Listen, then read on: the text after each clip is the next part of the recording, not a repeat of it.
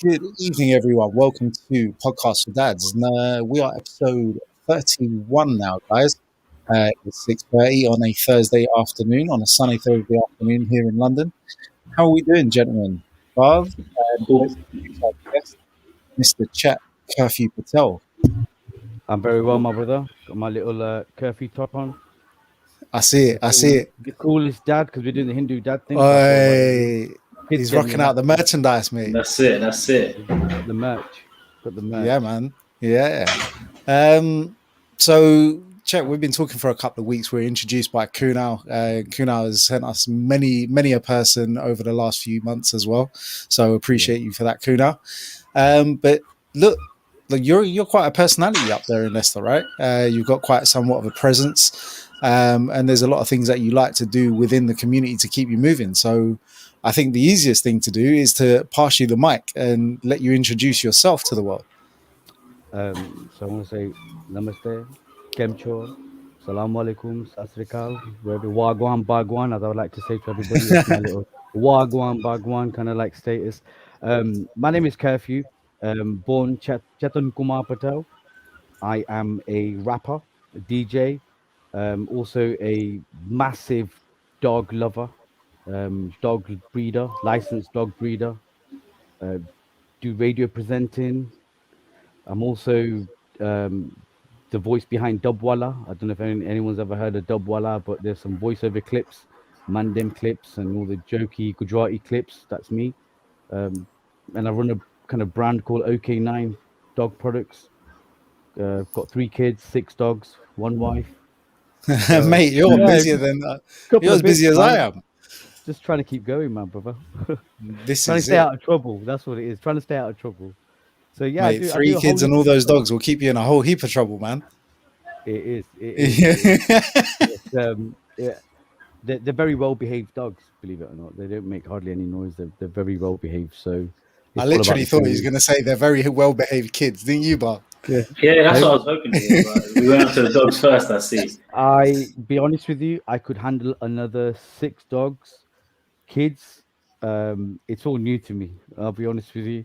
I don't have much experience. Didn't really have a good role model with my father, so it's all new. I'm winging it. I'll be honest with you, I'm winging it, mate. I'm doing the best I can. The more that we have interaction with our kids, the more we start to realize that we all wing it, and so did our parents, innit? Yeah, true, literally. So yeah, it's one of those. My kids are deep down, they're really good. I think it's just the modern age kind of thing, isn't it? It's not like us, they get bored very easily. Their attention span's not the same, and we could stay for hours in the garden making dens and stuff, and these kids just don't have they just need electronic devices. Yeah, exactly. It's not their fault, to be honest. It's just the way it is right now, isn't it? They're the iPad generation. My little 5-year-old can do everything. How old are your kids? So my oldest one is 20. Then I've got a child who's a son who's 11, and I've got a younger daughter who's going to be 6 years old tomorrow. So nice. Yeah, and there's a bit of a story. There's a big story. There's a huge story. There's like stories and stories and stories. But there's a reason why I have such a big gap between my my older child and my middle child. And the story for that is that I was married very young. I married at 23 years old.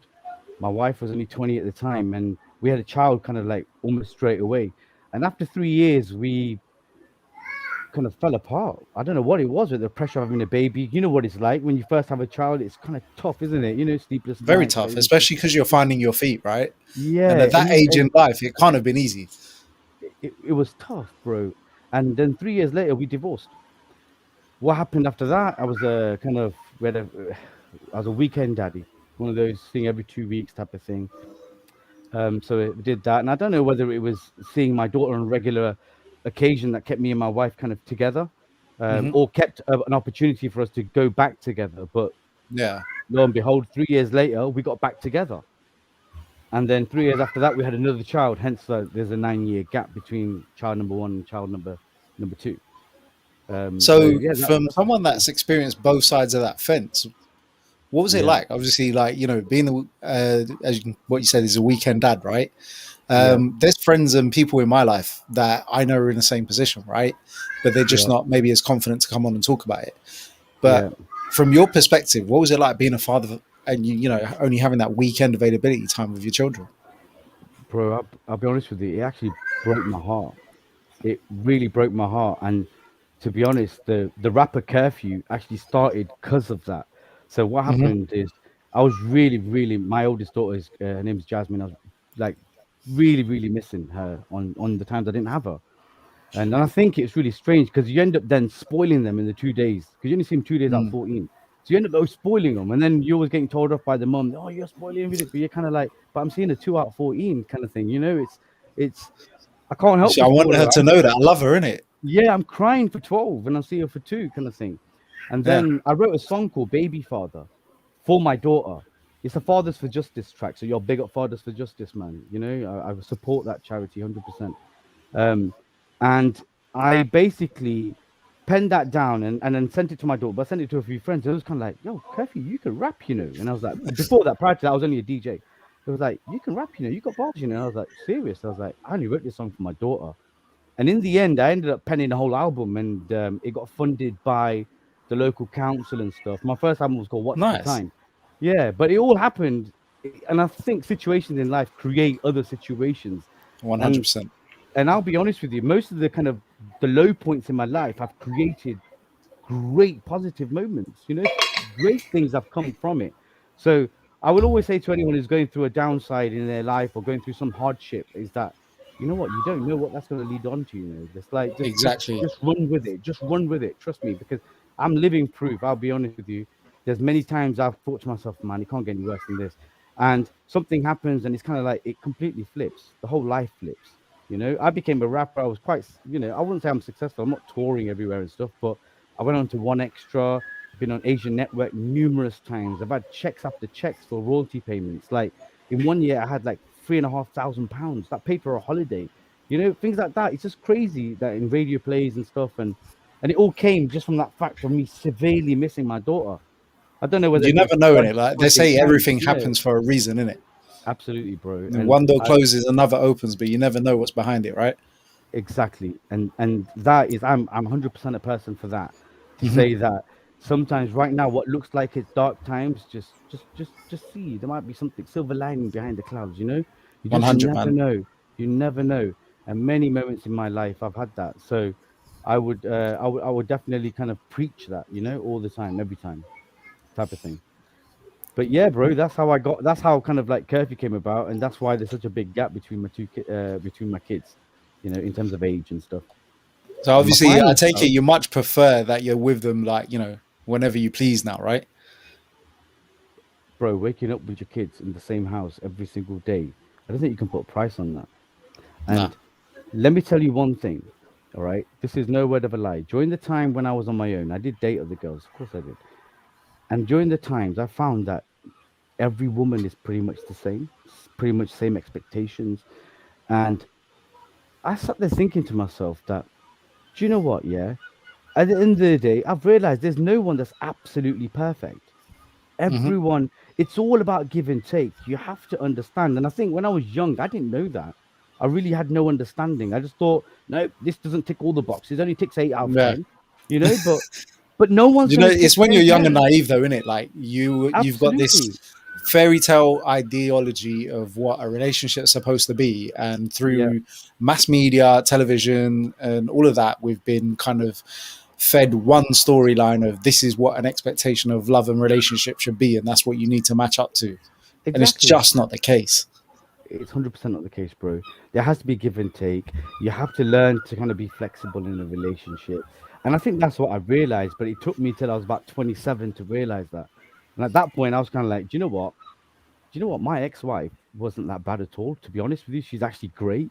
You know, it was just my expectations at that time wasn't that good. And I suppose you're right. It's the media, it's everything around you telling you what should, you know, what great life should be. But what I And it's need to do also, is ask you who Jyoti Patel is. Is she the hey, other half?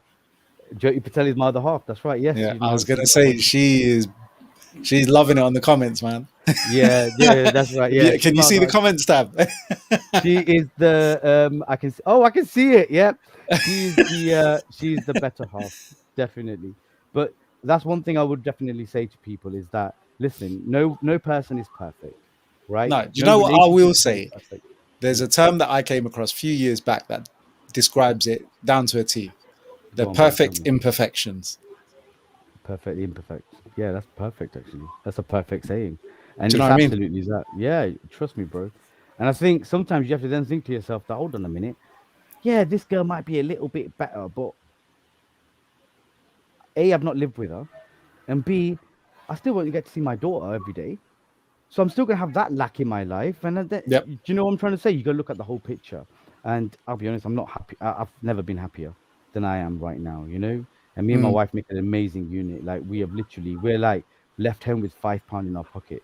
There's a story about that as well. Like I'm a Patel. I'm a Leva hmm. Patel, and we class ourselves like really high kind of Patels. Like we are Yep. like we would believe that and my mom is very strong Patel, and my wife is a Mochi, she's a Makwana, right? So when I wanted to marry her, now bearing in mind, growing up, I was always into black music. I was a hip hop and R&B DJ from 15, 16 onwards. Yeah, I've always usually gone out with either black girls, mixed race girls, Hmm. and my mom. I used to take them home. My mom was like, "No, not good enough, not good enough." So I eventually found a Gujarati girl, right? And I was like, "Wow, okay, Gujarati girl. She's got to be happy with this."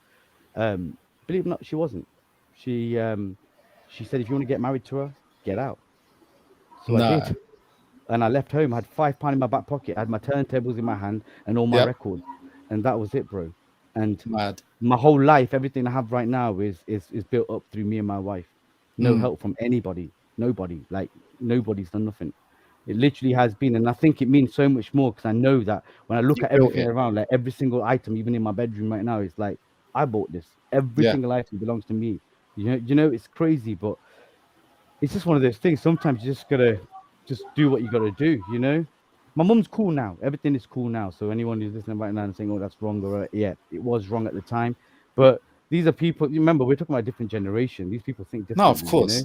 And as a parent now, I'm not making that mistake. In fact, my daughter's boyfriend lives with me. In my house, kind of thing. Mm. That's how cool I am, type of thing, or I like to be, because I'm not making the mistake my mum made with me. Yeah. But I had I'll 5 probably people at say my wedding. cool's the wrong word for that. I think we want to go with modern though. Do you know what I mean? Yeah. Yeah, modern. We're modern parents. Yeah, we're modern.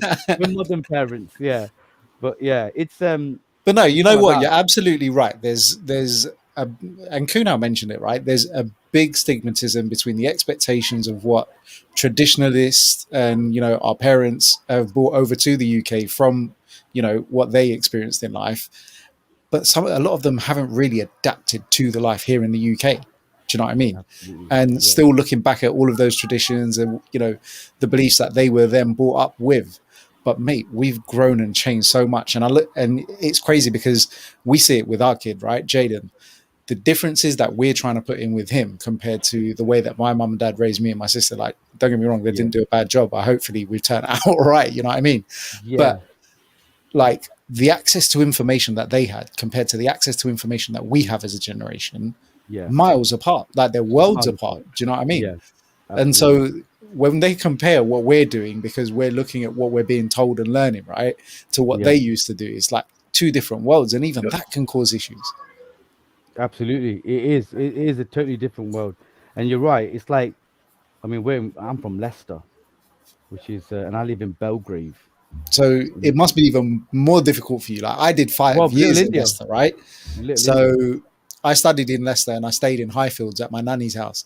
So I know Yeah. exactly what you're talking about, bro. You know what I'm talking about. It is Little Yeah. India. It's not. It's even Mate, though I it's used to go out Little with a India. girl when I was in Leicester and at uni, yeah.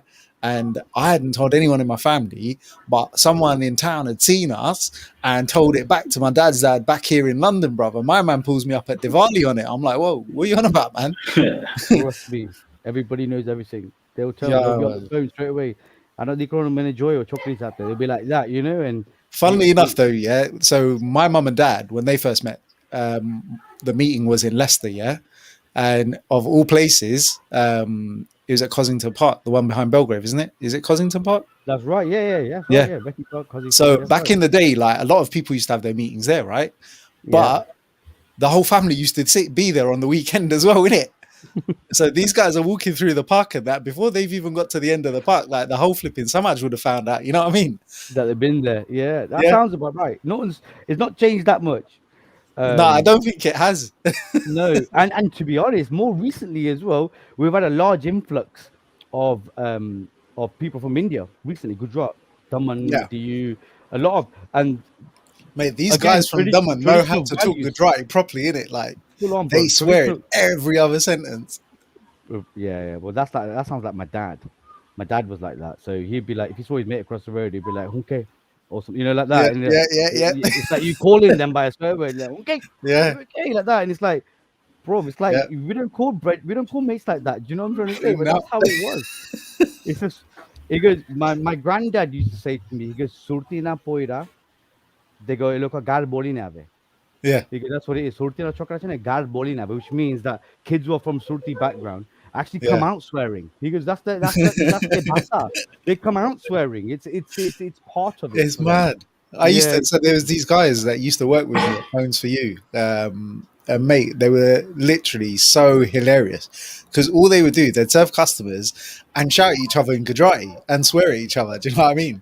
And he's like, obviously the O word, yeah, look, and he's like, go and get yeah, me yeah. this and that. It's wicked, man. It's nice to be in Leicester. I do love Leicester for that, in terms of like feels very homely. But I also like the fact that Leicester's a multicultural city. We are There's a very big multicultural. community spirit in Leicester as well, isn't there? Yeah, man. We have a massive community spirit here, and I do kind of community radio work on a Hmm. station called Eva FM, and Eva FM is a multilingual radio station. We're the only Okay. one of its kind in this country, in terms of like we cater for all the diverse communities of Leicester. So there's like Polish shows, there's Chinese show, there's a Urdu show, a Gujarati show, a Punjabi show. I do a uh, UK or Leicester-based homegrown hip hop and grime show.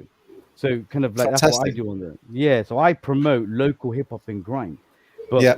it's amazing. We've got Somali show, Swahili show, we've got African roots show, we've got the Caribbean show. So it's such a variety, but some people kind of like get confused. They're like, "Oh, Kerf, I don't get it, man. 1 minute I was listening to it, it was all like hip hop, and that next minute it was like some kind of like Swahili stuff on there. What's going on, bro?" Like that. And I'm like, "Bro, that's the beauty of Eva FM, though. You know, Eva FM is that. That's what we do, Yeah. bro. We switch." So it's one of the reasons why I love being part of Eva FM, because the fact that we do. I mean, I've been asked to go on like black only radio stations or Asian only radio stations, and I've refused solely for the purpose that I want to be part of a bigger thing. Yeah. That's what Well, I mean, it also me gives personally is about. you the ability to engage with people from other cultures and look Yeah, at the platforms that they're creating and working on, right? exactly. And integration is key.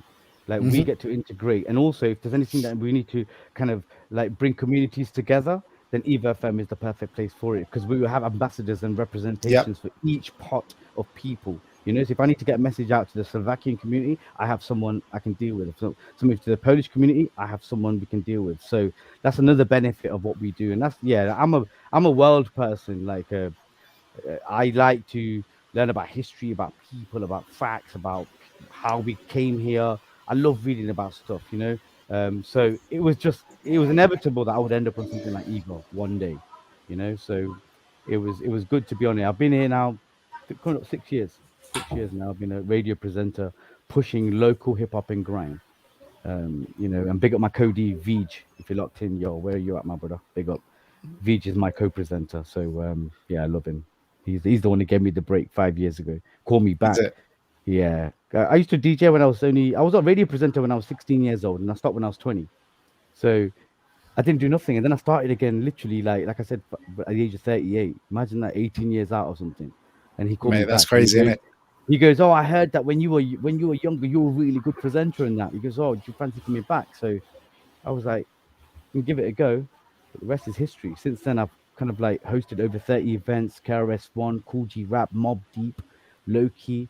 We've had What them was all that down. like being with all those talents, man? That must have been something different as well. 'Cause obviously, you don't expect to go into radio and then have that kind of It person come is, across your path. bro, it's life changing. It was the craziest thing. Like, I drove a van. There's Cool G Rap. Cool G Rap is probably one of the baddest hip hop lyricists in the world right now. Yeah, he's an old school one. But Cool G Rap was in Lincoln at the time. And my mate goes to me, "Yo, can you drive a van?" And I was like, "Yeah." He goes, "Oh, you know the event you're hosting tomorrow?" He goes, "Do you fancy coming to pick him up?" And I was like, "What? You asking me if I want to have a road trip with Cool G Rap?" Yeah. So it was like me and him went down to Lincoln, picked him up, and we were on the way. And no word of a lie, you're not gonna believe this, yeah. But this was a moment, and I will always remember for the rest of my life. But Yeah. me, Cool G Rap, Beej in the car, we're singing our songs. The sun always shines on TV. Hold me. Well, I was like, yo, is this for real? With the coolest hip hop guy in the world, I'm singing 80s because he was talking about his influences. He goes, I like 80s, you Britpop, you know, I love 80s Britpop. And I was like, really? What? And like, aha, and stuff like that. And the next thing he starts singing. I'm singing with him. We were all just singing away. And I was like, this is the craziest moment of my life.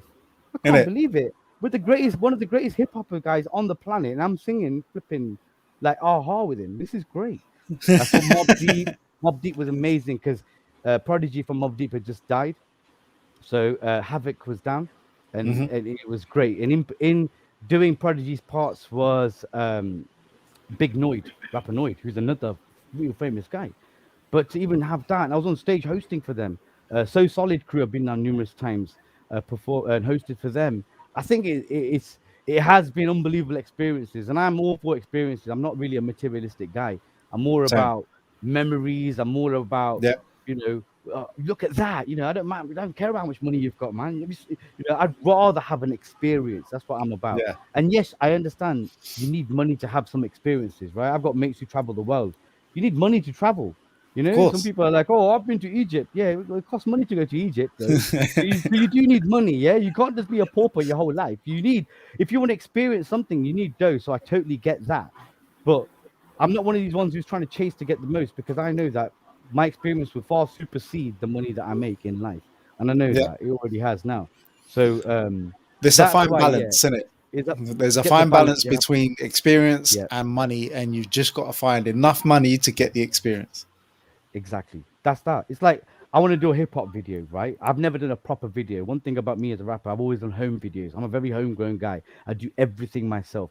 I Hmm. design my own covers. I record myself, edit myself. I mix myself, master myself. I do everything. I always say poverty makes you learn tricks. Yeah. So Hmm. when you come from a poverty background, you don't have the money. You either got to learn yourself. You either got to pay someone to do it, or you learn. Yep. I learn. That's I it. learn Most everything, of the like time we learn, Adobe innit? Photoshop, yeah, Yep. InDesign, Photoshop, you name it, mate. Cubase, Reason, every single program you can think of, I've learned off myself, by myself, just by Yep. clicking away, because you have to. But one thing Yep. I've never done is do a music video. But music video alone is £1,000 to a decent one. So Yep. I need to get a Well, it's thousand funny pounds. enough, like I'm self-taught in video production and like the whole video side of things, and like when I Exactly. got behind the lens, right? So I Yeah. can completely appreciate that. But you get to make money off that now, right? So you must feel even better 100. from it because you're like, 100. yo, I I'm go to work self-taught. and I do something I love. Do you know what I mean? Like whether I'm at a Crazy. wedding, whether I'm at a music event, whether I'm at a trade show, but I'm there doing Absolutely. something that I fully enjoy. Absolutely, bro. And I think that's one of the things that I think I love what I do more due to the fact that most of it is homegrown. But it has come to the point now. I'm kind of like, Curfew, you can't do everything yourself. You need to start paying for these bits and start paying for those bits and start moving just to be able to get things done Yeah. quicker and branch And you out. know what You it know? is? Not only that, right? But you're Yeah, buying yourself time. Yeah. yeah, One thing that I absolutely. realized within the past 2.5 years, and like when me and Kev started our business, the biggest goal that he had for me as a personal thing was to stop me working at nights and stop me working all hours, right? And it Yeah, was because of the fact that I was doing everything myself. I didn't rely on anyone else. I had to learn, like the same as you, right? literally, yeah, But the fact was, it was giving me no time. I'd got married. My wife was there and she was sleeping in bed and I'd be up doing work. You know what I mean? It was like, bro, yeah. it's not on. You need to get a bit of a life rather than sitting and working. That's So right. we've now got that balance right. And, I've got time for my son. I've got time to spend with my wife Yeah, and I've got time to work. But I've also got a team and people behind me that are able to facilitate the jobs that I can't get around to. that's. I remember you saying on the phone, and I think that was. I'll be honest, when we were talking Game that changer. day, yeah, you kind of like reiterated in me because that was one thing I definitely know I need to do. And when you mentioned it on the phone that day, and I was kind of like, you're absolutely right. You've got to, even if you can do it, the fact that you can get somebody else to do it and you can do something else during that same time. Like I think to 100%, my, man. I like to think of myself as a creative. So I'm kind of like, if I'm once I've created something, if I'm then there doing all the nitty gritty admin stuff of it, I'm not creating. Do you know what I'm trying to say in it? Exactly. And that admin side of it, anyone can do at that point. Do you know what I'm trying to say? And it's not like 100%. I need to do that bit. This is I'm why we doing need to it get because- Barv like But assistant, also, because no, this but guy is also struggling, man. it's also the OCD that comes and plays a part, right? Because nobody Yeah. can do a job as well as yourself.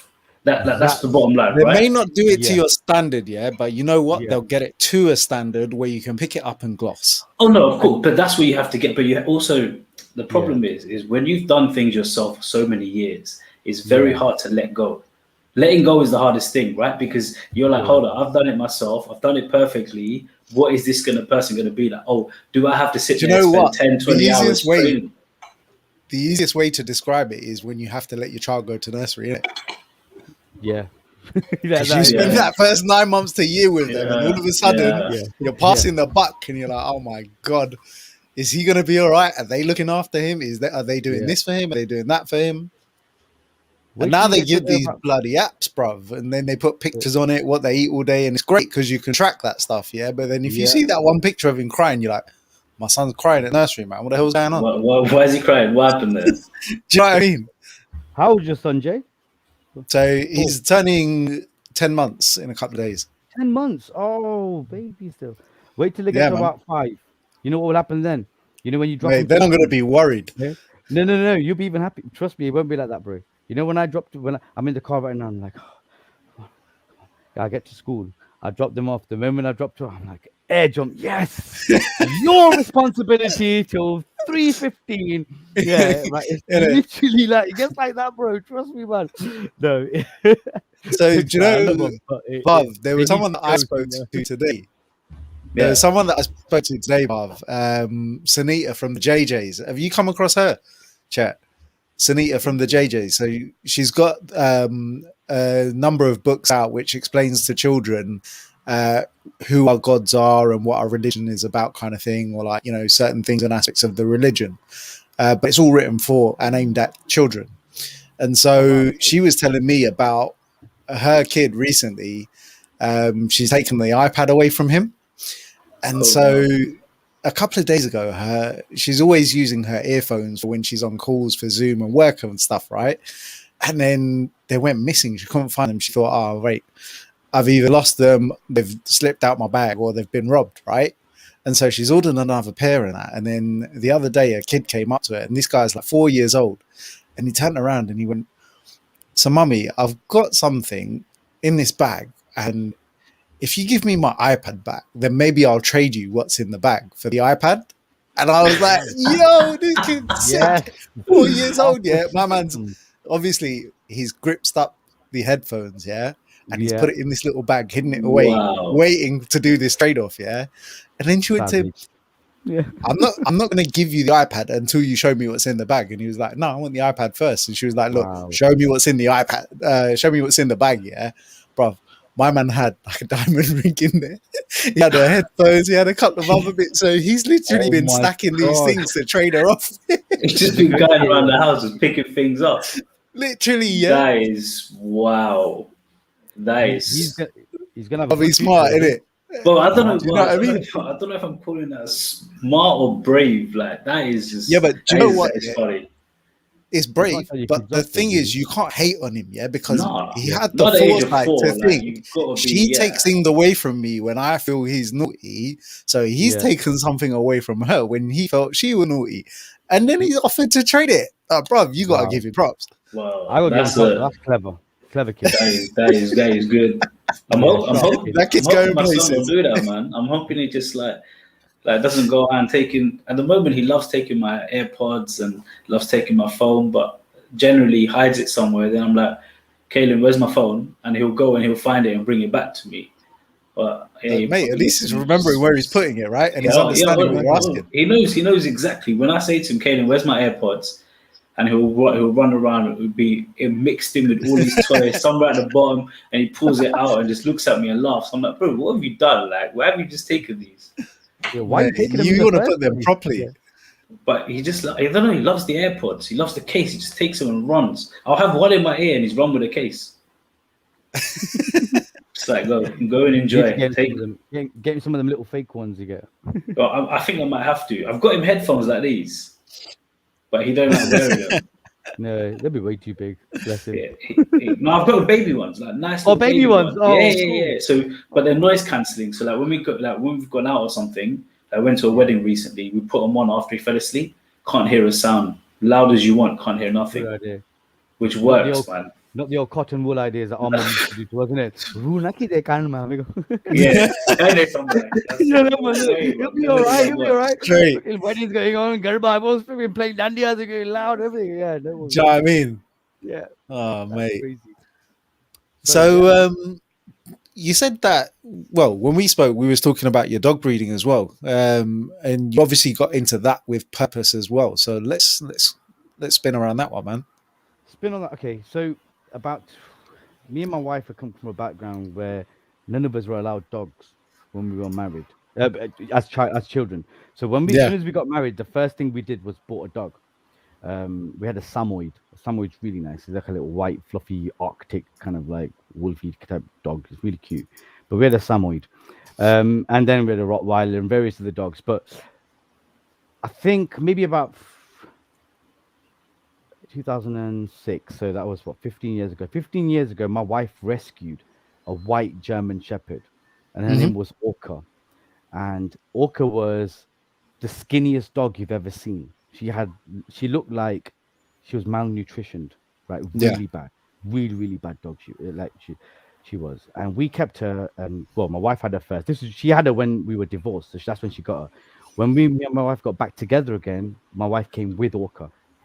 So Orca was here now. Orca was such a beautiful dog. We got her back to normal. We got her up to kind of full weight and A full healthy size, weight. Yeah. healthy weight and everything. And it came to a point where it was kind of like, do you know what? This dog is the most perfect dog. We're going to breed from her. Mm. So we bred her. We had a few litters, and things just took on from there. And this was, like I said, 15 odd years ago. Things took on from there when me and my wife became breeders. And one of the reasons why we became breeders is the stigma around Asians can't look after dogs. They don't know about Mhm. dogs. Rubbish owners. I was like, nah, I'm not having that. Not having that. Not having that. Generally speaking, you're right. Most Asians do spoil their dogs. They don't Yeah. treat them correctly. They don't treat them like dogs. They treat them like kids. So they get Mm. unruly. You know, my wife used to work at a vet's, and she would say at the vets, majority of the Asian dogs that come in are quite, unruly. They're very vicious dogs. They don't have Yeah. basic training. And I wanted to change all that. I wasn't having no stereotypes put against us. I none on that. I was like, listen, I'm going to make sure that we Challenge change accepted, this. didn't it? Challenge accepted. I'm going to Yeah. be the best brown man with a dog that you know. And that's what we are now. You know, one of them ones. I got 6 really well trained dogs. We trained, they're balanced. We're breeders. We breed German Shepherds. I breed them because I want to create a good balanced line. So I get family lines mixed with working lines. Working lines are like police type dogs because I want to make sure Mhm. that you got good protection. A lot of people get robbed nowadays. Houses get burgled. So I'm kind of like, you know what? I'm going to create protection for you, everybody. You know, if you want a dog, you get one of me. You're going to get a good balanced dog that's going to Mm. protect you. It's going to love you. It's going to serve you. Because I sleep with no issues every night, knowing I've got 6 of these they're all over the place looking after my joint. I don't worry. You know, whether Yep. you live in the hood or not, I still live in the ends. Yeah. I don't Yep. live in any rich area or anything. I still live in the same area that I was born in. Right. So I haven't moved out, but I didn't feel the need to move out. I'm kind of like, I love it where I am. I like being local to my people, local to my amenities, local to where I am. And to be honest, I've got nothing to worry about. You know, if they come, game on, you'll come in. Don't know Do if you you'll know, leave. one thing I You know will what I'm say is saying? like living around Belgrave is a blessing, right? But It the is. biggest curse is parking, in it. Parking is a nightmare. I mean, I live in an area where it's a bit out. I live opposite Northfields, so there's an area called Northfields. Yep. Um, I'm right opposite that, so it's still an LE4 area. But I live opposite Northfields. Northfields is predominantly renowned as a real bad area, but believe it or not, Mm. it's sound. I find Mate, my mum's got I a spent shop 5 years down. in Fields, bro. Highfield's supposed to be ghetto, but people are actually nice. In fact, No, people there my are lovely, yeah. But you know what? I've yeah, noticed that since I've left and I go back and I think, you know what? The area's gone downhill, and the usage of drugs in the area is so blazingly obvious and things like that. It's just yeah, crazy to think that people would accept it. a lot of. I'll be honest with you. There's a lot of vigilantes there right now, and they Yeah, don't I accept it know. anymore. They like there's red light areas out there and stuff like that. Yeah, the Mm. vigilantes come out and push the girls off to Really? get away from our streets. Trust me, bro. Mm. Trust me. Because I used to do a radio show like at 12 at night type of thing in Highfields, Berners Street. We used to have a thing there. So we used to It's around the drive corner. past around the corner. You know exactly where Berners Street is. So right round Yeah. there, and we used to do. I used to have our radio station was there, Central Fields, and I remember when we used to drive home and stuff, and I'd see bare mans, predominantly Muslim, yeah, and they'll be all dressed up, just standing on the sides and that, and I'd be like, "What's going on?" One time I stopped, I go, "Bro, why is everyone congregating in the middle of the night and stuff?" Because we're just making sure that the people don't do like drugs and the women ain't selling their bodies Oh, and stuff on our really? streets. We don't want it. We don't Yeah. want it. And I was like, you know what? Sometimes you gotta make a stand. They weren't being horrible to anyone. They weren't hurting Yeah. anybody. They were They were just being a just presence. yeah. Because think about it. No, fair You know, play, man. the kakas in the ends didn't want to drive around because they might notice somebody. Do you know what I'm trying to say? And grab a girl and go somewhere. Do you know what I mean? Innit? Because that's not what it was, isn't it? Realistically speaking, do you get me in it? No one's gonna stop, innit? You're gonna be like, oh my god, my cousin's there. Hold on, let me carry on driving. Do you know what I'm saying? Innit? It's that So, whole Kent Street, innit? yeah, Kent Street. That's the one. Yeah. So you know Berners Street. Yeah. You got it. So you got Berners Street there, then you got Kent Street. Exactly that. Exactly that, bro. Exactly that. Yeah, that's exactly that. So yeah, So I man. was on Chatsworth Street. You know where that Mitai shop is? New Burnima of Mombasa. Yeah, they're my nut. I know them guys. Yeah. That's my Yeah. related. So Yeah. like my nanny's house is opposite their shop, kind of thing, next to the Mandir on the corner. What at the bottom? Mandata. Next to Mandata. No, you've got Buxton Street where it crosses Chatsworth Street. Yes. Oh yeah. And then on one corner you've got Punjab Textiles. Then you've got the Mitai shop opposite. So Yeah. on that same row as Punjab Textiles is where my val lives. Oh wow, that's right in the hood. Do you know what I mean? Small world, isn't it? Yeah, proper small world. So I'm actually from that area. I was born on Yeah. Wood Hill. Nice. That's where I was born. Then I lived on a road called Ashfordby Street, which Yeah. is again around the area. And then I used to go to Mayflower School and stuff. But yeah, then I became a Kaffrine boy, Kaffrine Belgrave and been in my Catherine whole Street life and all after that. Yeah, Kaffrine Street. That's where Kaffrine Infant School. I went there, junior school. Then I went Rushy Mead, Gateway Sixth Form. Kind of like everything was going good. You know, growing up and stuff, and then kind of like things went downhill at college times. And I was a straight A student. I did 4 A levels. I did maths, further maths, business psychology, Wow. because I could do it. And then it got to a point where I just used to mess around, bro. I got into the kind of the street world. I used to love the fame I got from radio and from clubs and nightclubs, and I loved being Curfew than being Chet and Chet. Do you know what I'm trying to say in it? I think we Curfew all was sometimes prefer to be our cooler, alter you know? ego, innit? Yeah. Yeah. And in that time, it was kind of like, well, Chet's just the same as everyone else. He's an accountant like everybody else. Every Indian's an accountant. But Curfew is a rapper, Well, stroke DJ, our- stroke Our, creative our genius. bar, It's like, our bar has got a legal practice, so yeah, exactly. you Well, guys I can was fix each other up. Yeah, you know what I mean? Go was down the a- route.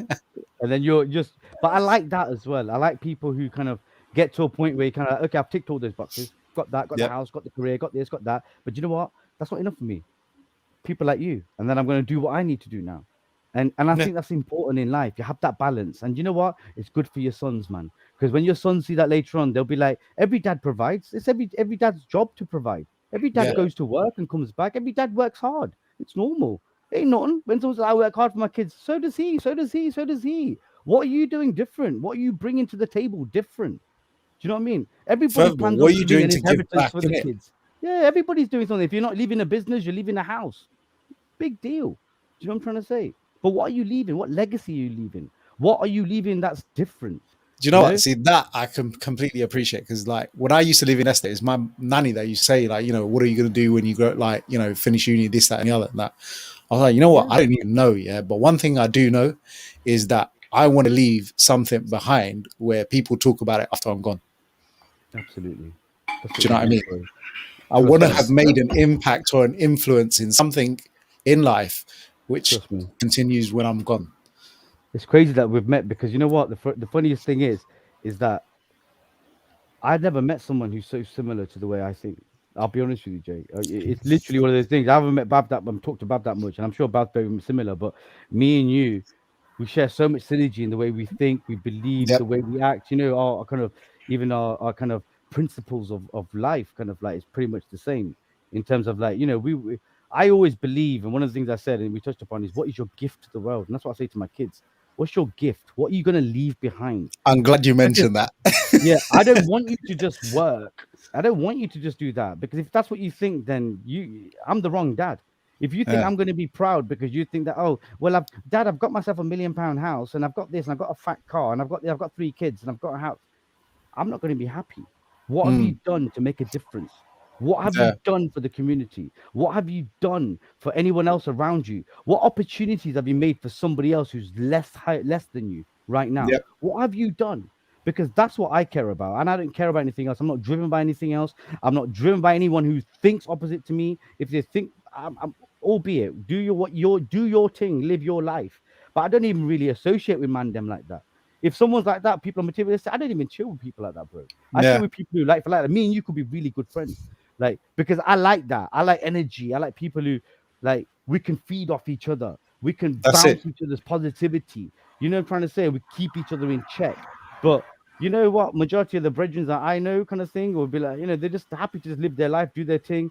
It's not bothering anyone else. A lot of people, bro, are happy in the 9 to 5. They'll go out and get the material garm so that they can show it on the gram, this, that, and the other. Yeah, And it's all a show life, yeah. And literally, that's bro. something that really grates me, bro. Like, really grates me, because as a kid, I used to get bullied and things like that because I didn't have the same level of garms or this, that, and the other, or the trainers and like the Nice jackets trainers, and the good high backpacks, tech. Yeah, whatever, yeah. Do you know what I mean? Yeah. But why should I have been subjectified to that shit? Because the society thought that it was the correct thing. That, like, this is what's being fed to kids in their I think imagination. it's What? I think it's a lot worse now than when we were growing up. When we were growing 100%. up, there wasn't this whole social media hype where Yeah. you saw other people do it. It was only people you were around in your school, in your area, that you would see doing X, Y, and Z, where you would see it, and people would bring.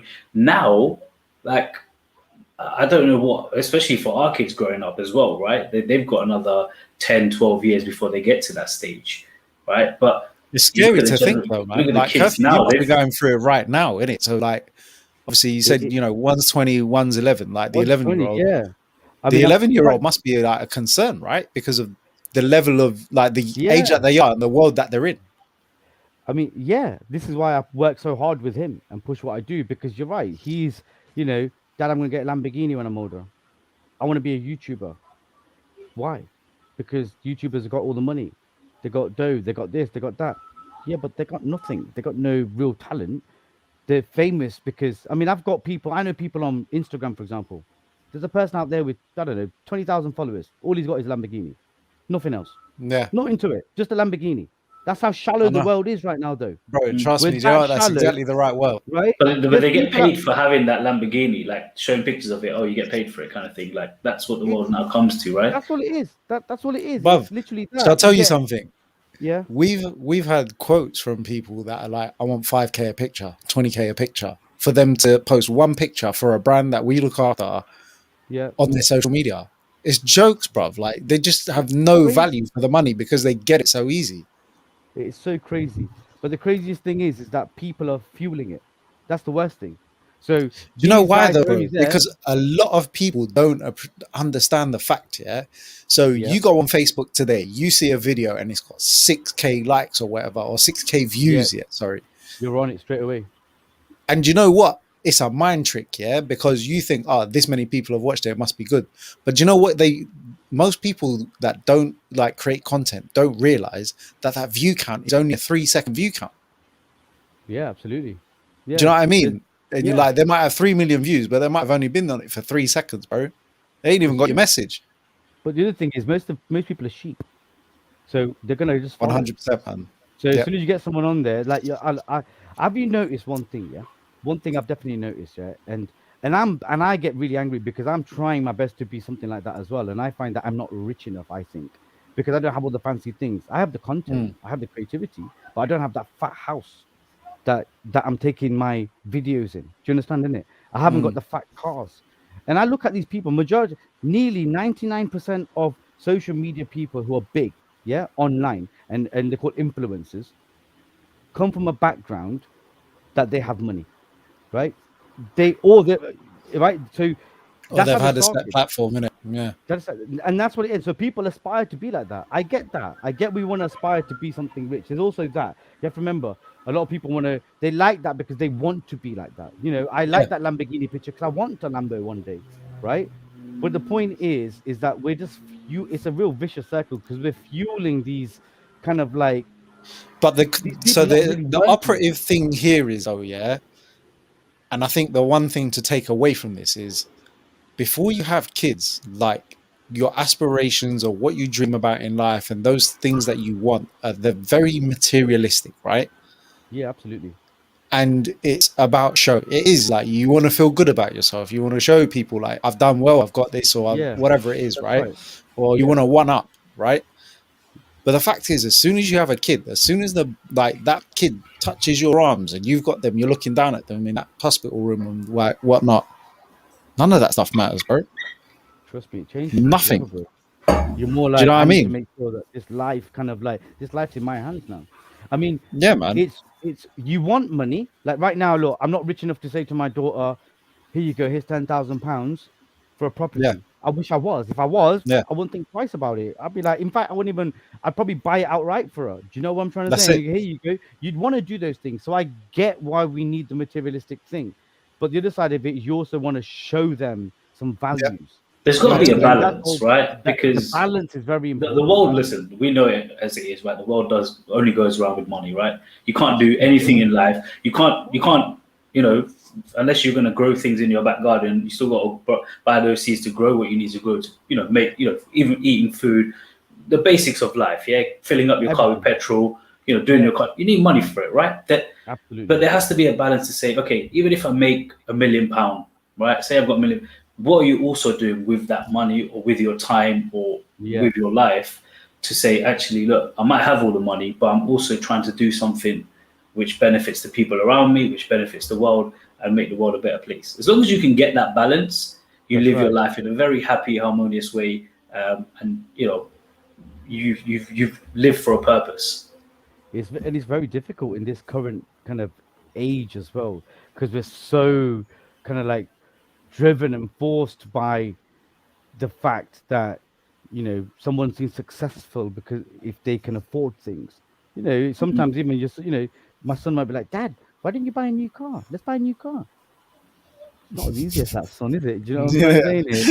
Let's buy a new car. Let's get a Ford Ranger in it. Or I like a G wagon, Dad. G wagons are sick. Sure, you do like a G wagon. It's probably about 70, 80 Even I'd grand. love I a was G gonna say, wagon, I mate. was You gonna know what I say mean? that's We'd a all love hundred a G grand gone wagon, right my there. G. You know what I'm Yeah, saying? I would love a G wagon, my G. I would look sick with my curfew number plate on it. But Straight. but it's what's kind of affordable, what's possible, and I'm kind of like I try to bring him back down to earth and say, son, but it gets you from A to B. Do you know what I'm trying to say? Innit? I'd rather be a nice guy in a crap car than a Yeah. crap guy in a nice car. You know what I'm trying to Do you know what say? I Innit? mean? Yeah, And I am that nice 100%, guy man. that comes out of the crap car right now, rather than being that crap dude, who's got the fat whip, because Yeah. he thinks that it's all about how much money you got, how much peas you make. It's not about that. It's about the balance. But completely down with Bav. And I said it earlier on. I said, bro, man, want to travel the world. Yeah. I want to go see certain sites. I'm into history. I'd love to go to Egypt. But it costs like bags to go to Egypt. You know what I'm trying to say? And check it out. Yep. I've never been India in my life. Yeah. I've never No met my way. grandparents. No, never. Apparently, my granddad, so my mom and dad divorced when I was young, 11 Hmm. years old. So I never really had much of a relationship with with my dad's side of the family. But my granddad in in India, is a Thakur of the village, right? He's a multi-millionaire, believe it or not. He's got, I think they said 50 acres of mango trees, right? My granddad buys a brand new car every year. Like that's the level. Man. That's the Yeah. level I come from. Yet me, I'm £5 left home with nothing. You know what I'm trying to say? That's that type of thing. That's the background I come from. And I don't even look at what they've got. My Mm. my kaka, so my dad's younger brother, he's got a bad boy motel in Florida, off like the coast, like one of those where that's the background we come from. I never really had that though. But I've never Yep. even met my family. I'm 44 years old, bro, to this day, and I've never been to my motherland, India. Never seen my grandma. She's probably like 90 years old right now. My granddad's probably 92. Never met anyone. Mm. Never been there. Buy there's money to get out there all the time. It's all those things, man. It's this. It just Big sometimes money, man. you just want like God to say, come on, man, just give me a little bit, man, so I can see my bar and my bapuji and my dada just Yep. before they go, you know, just a little bit. If you can just make it, if you can pattern it for me, anything, you know, even if it's like charity work, if you can send me out to India to do charity work, at least I can get to see my grandparents once, you know, just once. I just want to see them before they go. But it gets to that point. I'm trying, and I think life's getting better for me. It's balancing. I'm getting more and more successful in what I do. I have my own dog brand. I have a dog breeding business. I work full time as well for somebody else at the moment, which is, you know, pays the bills. But I'm doing everything I can to keep it going, you know. This is it, But, man. but yeah, at the moment, like I said, I'm balancing all plates I can to try and get to a point where I'm just comfortable. I'm not greedy, bro. I'm not a greedy person. Never been greedy, bro. I just want kind of like enough to keep me going, enough to be able to send my kids to school, enough for my, Yep. like I said, you know, just to buy my kids. I don't want to get in the best trainers. I buy them Nikes once, twice a year, but I don't want to have 10, 15 pairs of trainers like these rich kids have. I just want him to have a decent pair of trainers, £30, £40 pair of trainers. I just want to be able to afford things like that, really. And that's all I Yeah. want to work hard for. So I do understand you need to work. And I do work. I would guarantee I work 50-hour weeks before I work right now. I literally do close to 10 hours every single day, right? I'm in there for 8. I don't leave till 6. There every day, right? Then I come home and then I run my stuff. I do my dogs, walk my dogs, look after them, do all that business. Then I'll do my wife will help with the well, she does most of the OK9. She runs OK9, but I'll do all the designing work, any little videos, anything like that. Do all those bits online. Then I work on curfew. Anything I want to do, I'll do rap videos. I'll do bits and bobs. Then I'll work on Dubwala. Oh, I'm not Dubwala for a week. I'll do on that, and I'm constantly at it. But I don't waste So a time. question that I've got for you then: Yeah, do you watch I don't like. anything on television? I do. So I spend time at night. One of the things I do, I like the last hour with my wife. I like to sit in bed with her and we watch TV. I love watching stuff like DC stuff. So I'm very much into like Flash, Supergirl, Legends of Tomorrow. I love stuff like that. Love like I'm really into like Your super. missus is like, I sit there counting mushy peas. Yeah. No, she works really hard as well because she's obviously a full-time mom anyway, but she got a part-time job and she runs my OK9 business. And we got a dog grooming business as well. So we dog groomers. She's a qualified dog groomer. So we do that Nice. as well. So there's multiple things that we're up to, always up to something. But both of us are kind of trim as well. I reckon it helps you in life, kind of like stay like Yeah, we're both decent, like so we're always at it. You know, none of us have this is touch it, wood so far, like bro. excessive weight or anything. We're constantly at it all day, all day. Even at 5:30 at night at work, people are like, Kerfew, how come you got so much energy? I'm like, bro, I'm just happy to be alive. I'm just happy to be alive, bro. You know, like every day is a blessing, bro. Literally. Yep. I do this thing. I wake up, I feel fresh, Lord blessed. And I created this kind of mantra. I call it up fresh and blessed. And every morning I'm just up fresh and blessed, bro. And that's enough. As long as I make it another day, trust me, I can I'm move going to with that. give you the best version of me Yep. every single day because I believe, right? A billion sperm cells were there, yeah? One sperm cell made it. You, right? You owe it to the world to be the best version of you every single day. And I don't give a what you think otherwise. You don't have off days. We don't have off days. Be the best version because you owe it to the world. That's your gift to the world, is to be the best version of you.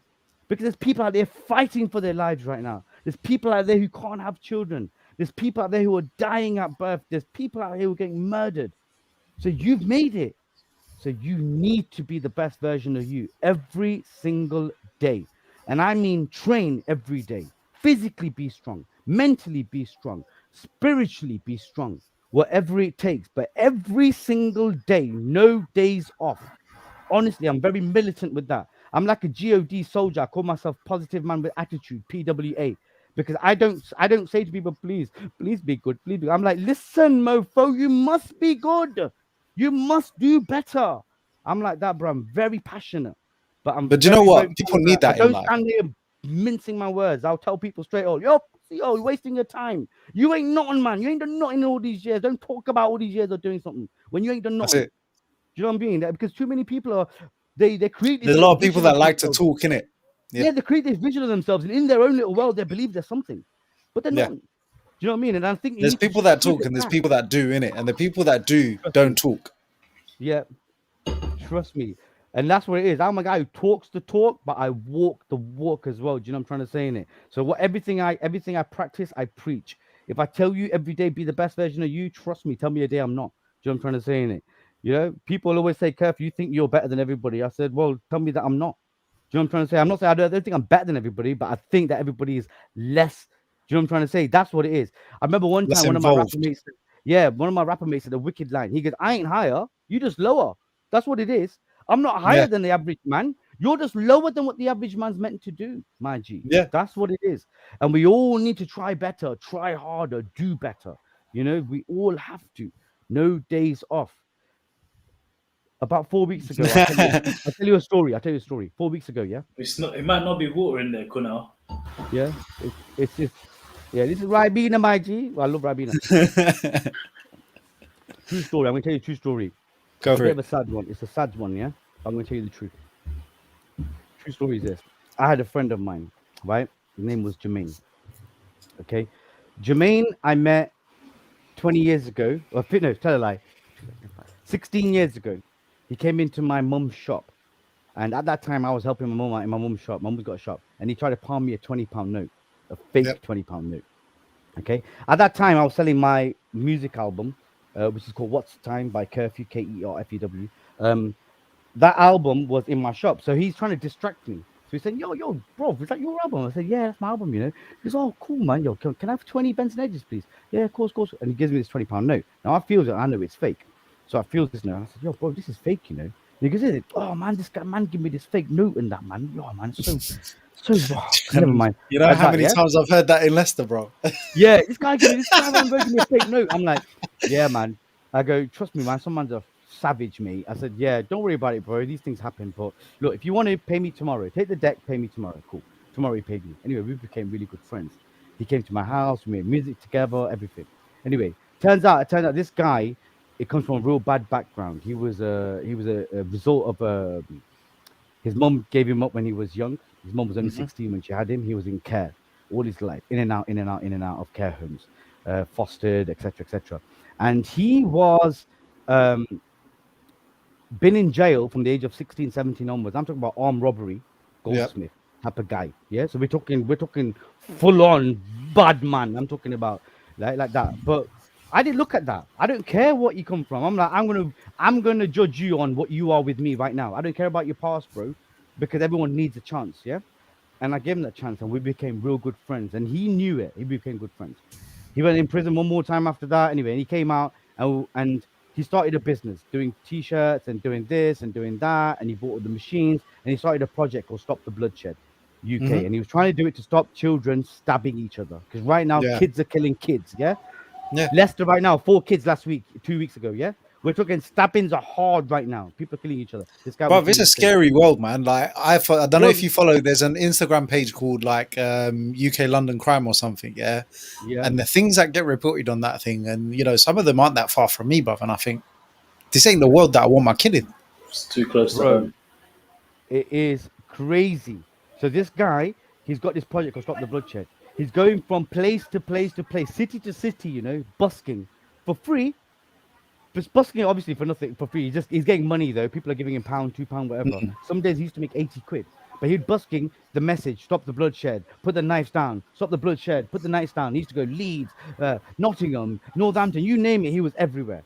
Yep. Everywhere. And occasionally he would get short of money when he needed to. He'd get an order online and he'd message me and say, yo, Kerf, man, I'm 50 quid short, you know. I just need 50 quid to lend. Can you lend me 50 quid till like Tuesday next week?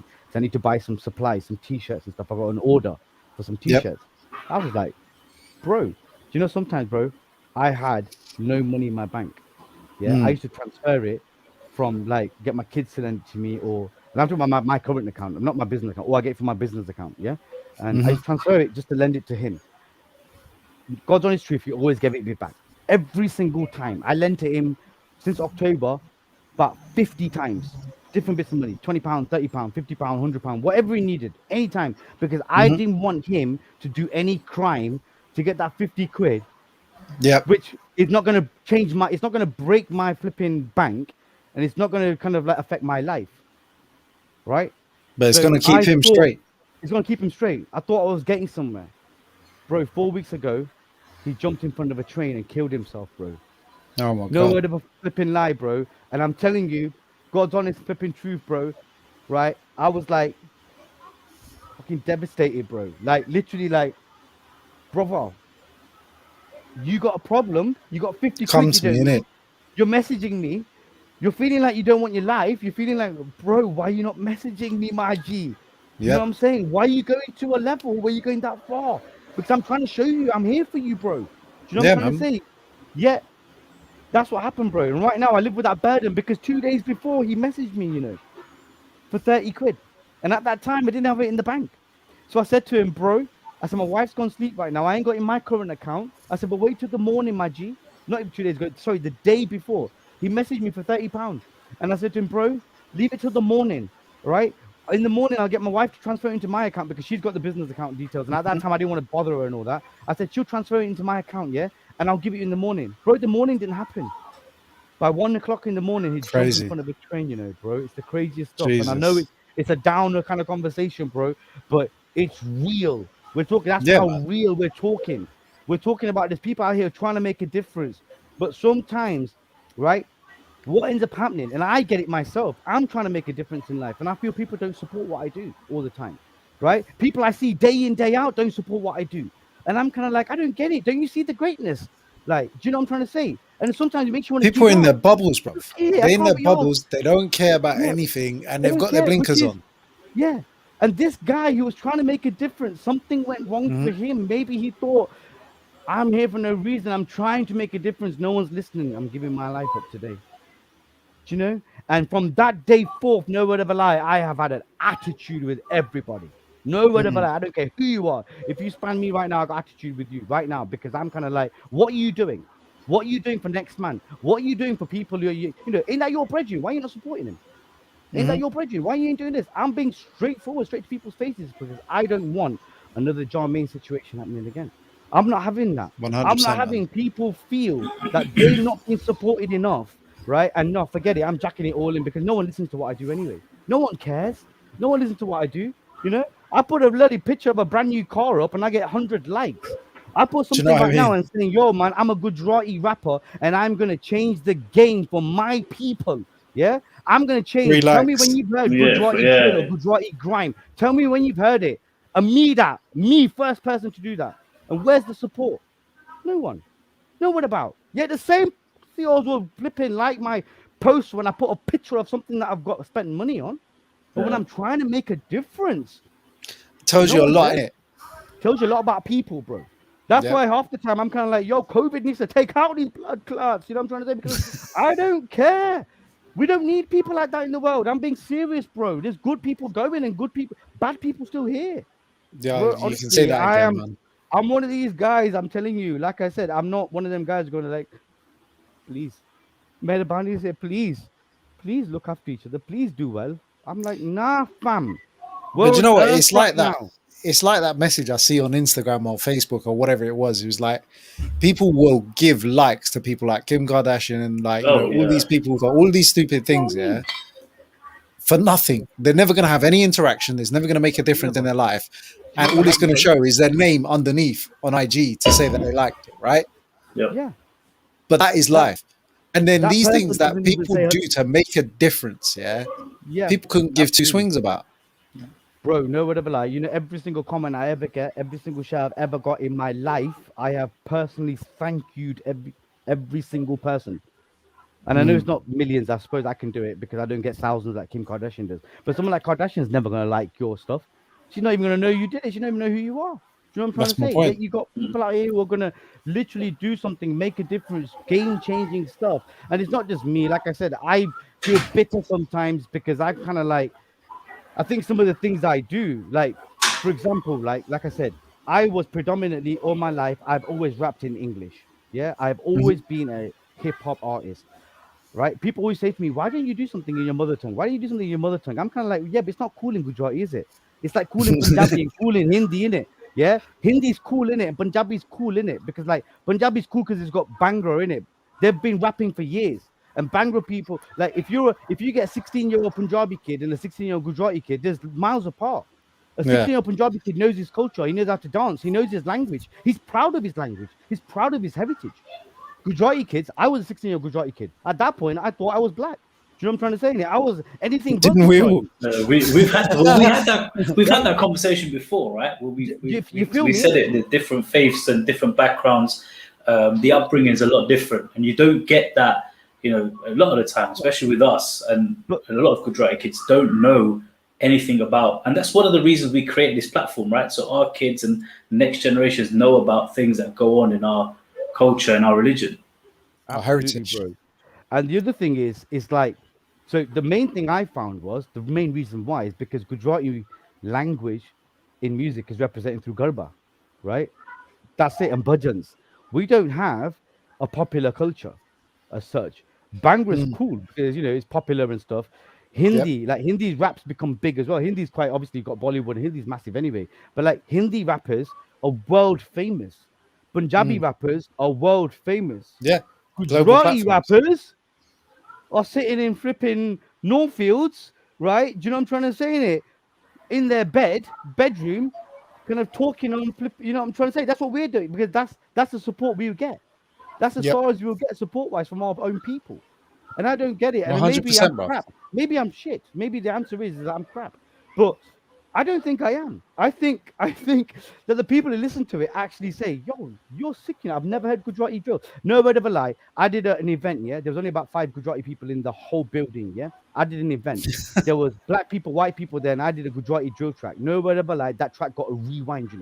A reload. The crowd went crazy. Yeah. All that, and I was like, "What rewind? Reload? Do you know what I mean?" And it brought it back. And I thought, I couldn't believe this, man. I got in my own Gujarati event. I won't get a reload, right? But in an event where there's non-Gujarati people's in there, there's black people, white people, and anything but brown people, I'm Yep. getting a reload. Because even though they don't understand my language, they can understand the The delivery, they can vibes. understand Yeah. the flow, they can understand how bad boy the words are. Do you get me? So sometimes it makes me feel, man, we creating our own demons.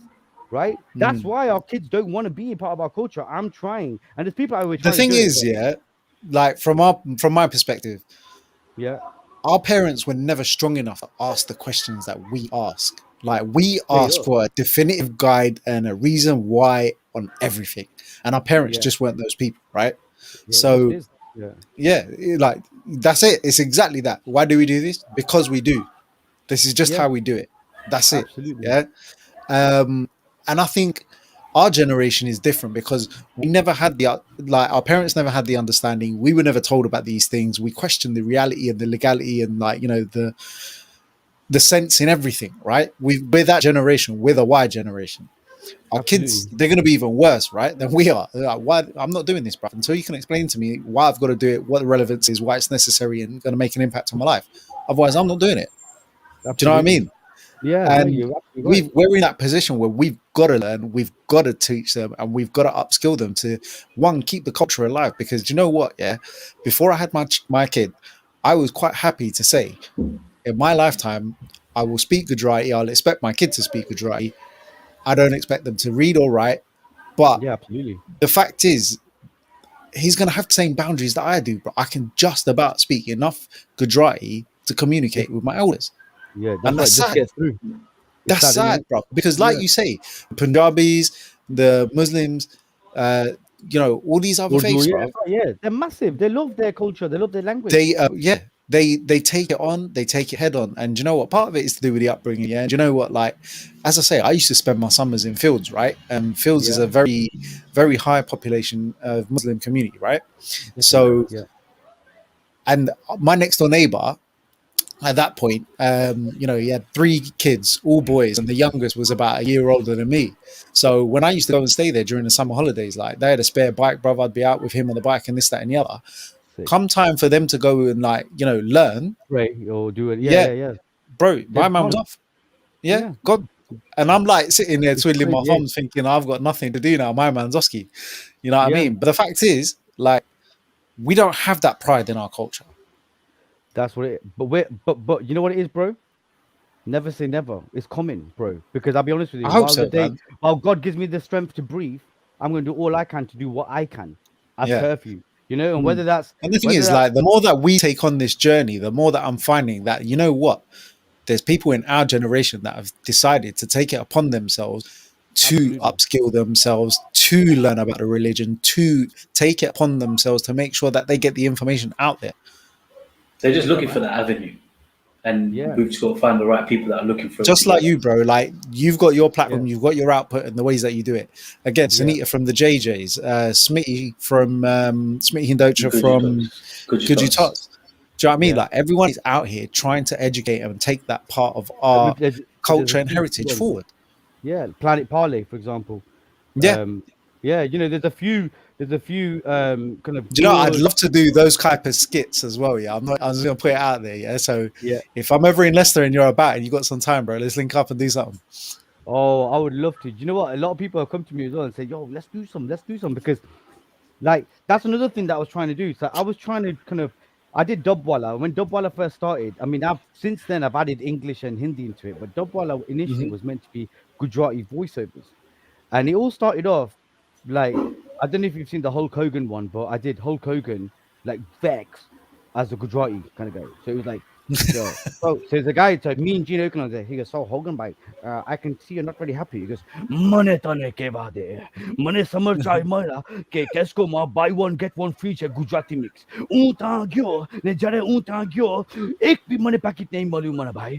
Balti mix tu, Bombay mix tu, but ek bhi packet Gujarati mix nahi male mara bhai. But you know, things like that. That was just I just wanted to give you an example of how I do it. But like, it's all done off my phone as well. Believe it or not, all done Yeah. off my phone. Literally, no studio, nothing. Everything voiceover like that. Recording it. I do sound effects. Bang, bang, bang, bang, bang. Banging against walls, bottle sounds, whatever. It's all done like proper organic. Yeah. But I was trying to create that, and then it got out there. And don't get me wrong, I've had a few of them that have gone viral. I've been viral about, I would say, about 12 times now. I Yeah. did that about Button Shack one. So I did the Rough Riders thing. I go, yo, you know what? Yeah, if I was DMX and I was going to do it, I was going to flip this up in a Gujarati mix. I'd do it like this, and I go, Ajehu kabano dar bat rotine Button Shack. Oh, You know, the funny thing is, before you even started doing that, abo. I had those Yeah. lyrics in my mind just in the same way that you've put them out. Yes, I did the Rough Riders anthem, innit? So I recorded that, got that went viral bare times. I did Amitabh Bachchan as the Mandem. So Amitabh Yeah. Bachchan was, yo, Ewa, yeah, see this gal, yeah. And I was like, you remind me of a girl that I once knew. Yeah, I just bear with me, right? So I did one thing like that. So I did Amitabh Bachchan as a Mandem.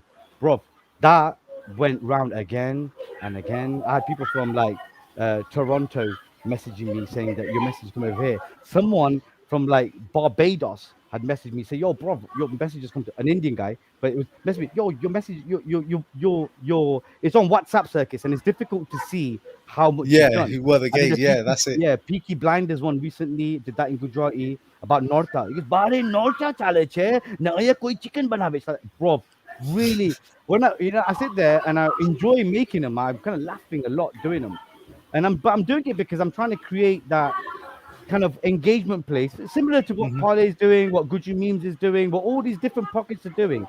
But Yep. I think it's now time to get together and become a strong force. You know, Do you know what it It's is? about Like one supporting thing, each other as well. yeah, Yeah. and you see that, like, so remember Hacks? I don't know if you've seen him, but he was the one that was doing loads of impressions, and then he got onto the Big Nasty show, and he's the guy in like the shop where the people come through before they go onto the show. But bro, like all of those guys, Little Man Graham, and all of those people, bro, they all work together. Do you know what I mean? Because together, they're the audience that they share, and then one person puts out, the next person puts out, the next.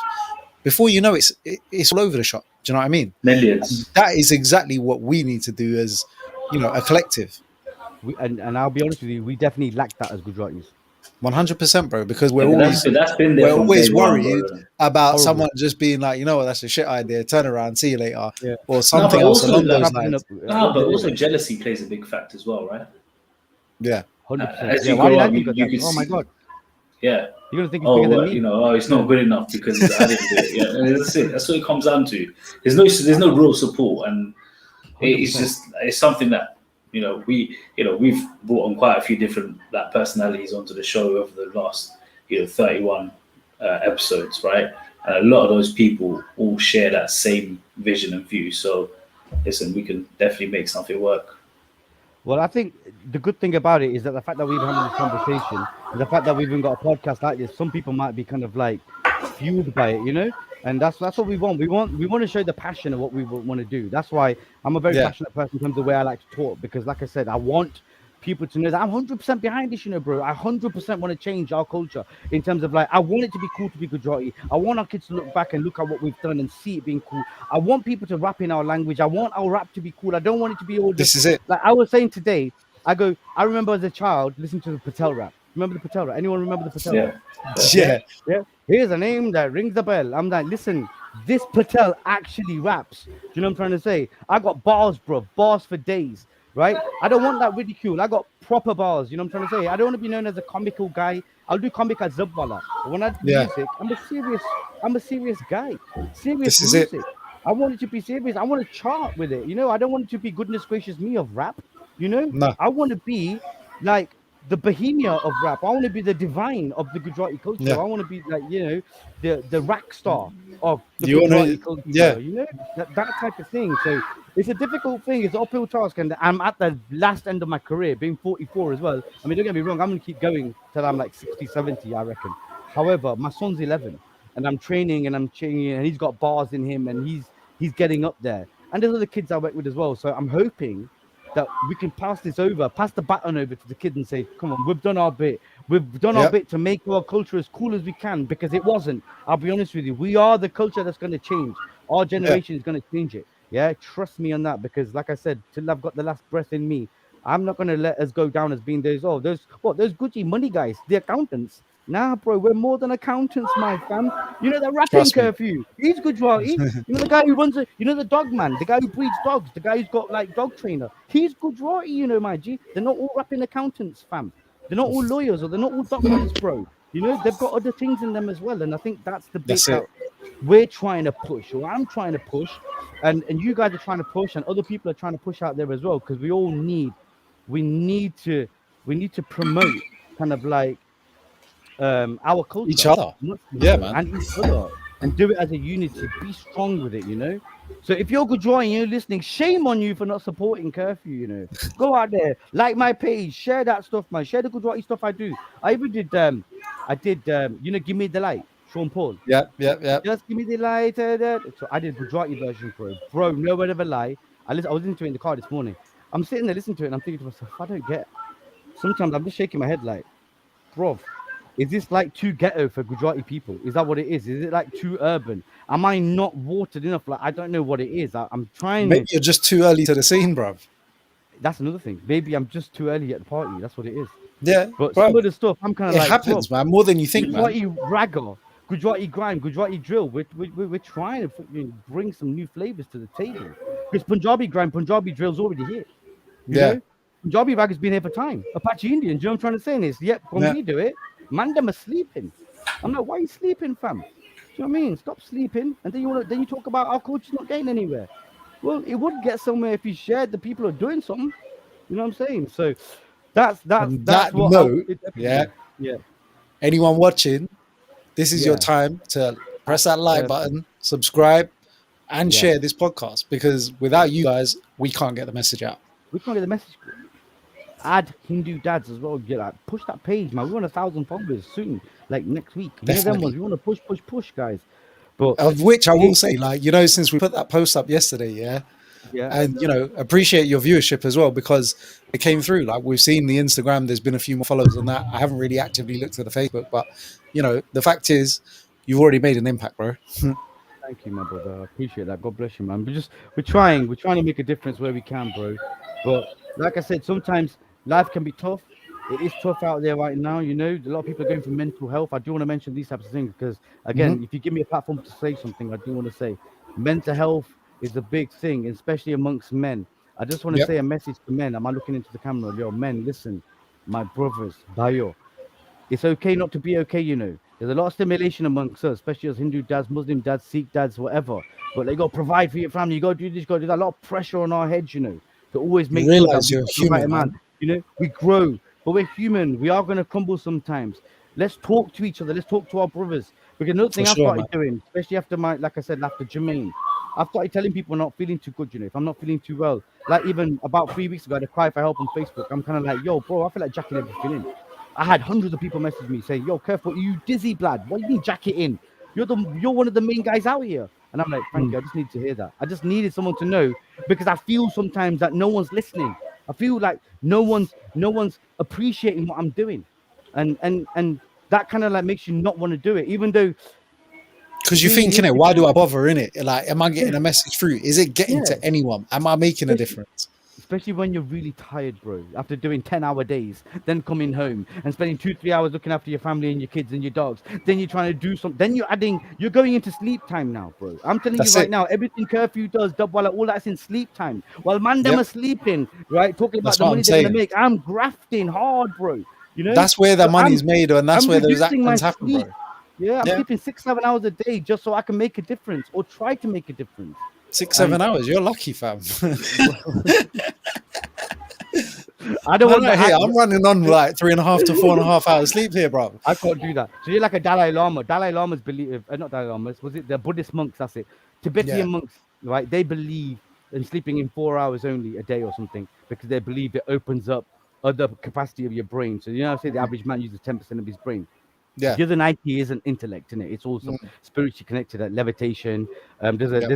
there's a particular thing Vibration. called dematerialization. So what that Mm. means is using the fingertips, I can hold on to this wall, but my fingertips will dematerialize that solid and turn into a liquid. Hence, I can climb up a wall. Things like that. There's all crazy stuff. I mean, I used to read That's a mad. lot of stuff. But it's crazy stuff. But yeah, they believe in 4 hours sleep. I think I need a bit more than that because I kind of like I need 6.5, I 7 hours. I agree, man. Yeah. Jay lives off this lack of sleep, and I'm like, bro, how are you even doing this? How you I doing go to this? sleep at like 3 a.m., You waking want up to at know 7. something?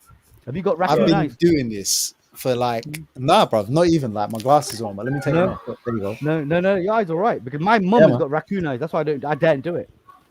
But I've been doing this for about 6-7 years, yeah, and it used to be worse, bro. I used to do work off 2.5 to 3 hours sleep a night. I'd be working from 11 a.m. till 4 a.m. in the morning, bro. Catch 3 hours Whoa, sleep, wake up 7, 8 in the morning, bang on again. Do you get me? But wow. like becoming a father, like that's changed that. I've come to the point where I realized I do need a bit more sleep. Otherwise, I am falling asleep somewhere in a chair in a day. Do you know what I mean? That's right. Yeah. I'm those not. naps. No, I'm not even gonna lie. Yeah. So today was the first time in ages where me and Reshma got the opportunity where the little man was at nursery.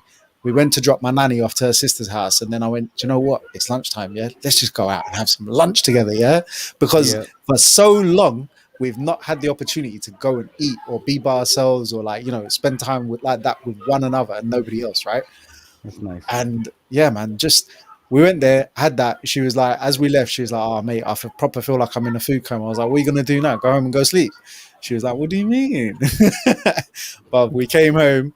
I must have jumped on a few phone calls, sent a few emails, walked into our bedroom, and there she was, laying on the bed, all sprawled out. I was like, "Yeah, damn straight. You know what? Oh, that's I'm cute. gonna I'm gonna take your cue and kind of like I'm just gonna take an hour out of my day and have a nap." And I felt so much better for it, bro. I want to big up Ranjit, man. You said Wagwan Bagwan Curfew. Yo, Ranjit, this.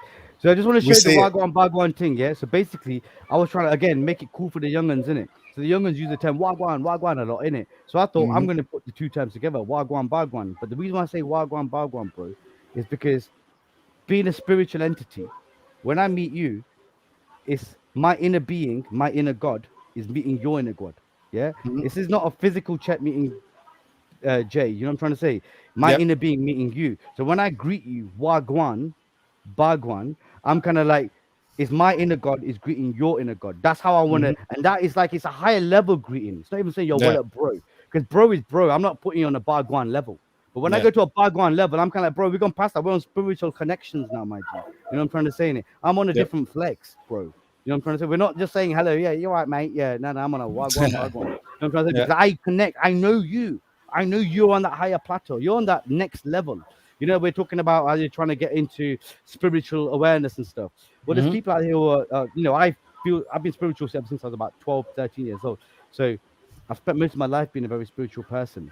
I used to chill with Jehovah's Witnesses, come to my house. I've read the Yep. Bible, I've read the Quran, I learned Arabic prayers, I learned Arabic, Alif Ba Ta Sa, I learned the alphabet, I learned prayers, A'udhu Billahi Minash Shaitanir Rajeem. I know things, I know Gujarati prayers, Hindu prayers. I learned everything. Why? Because I'm interested in the world, I'm interested in other people, I'm interested in spirituality. And I think to myself, there's many ways to the top of the mountain. Bro, you're gonna listen to me one way or another. You're gonna hear me.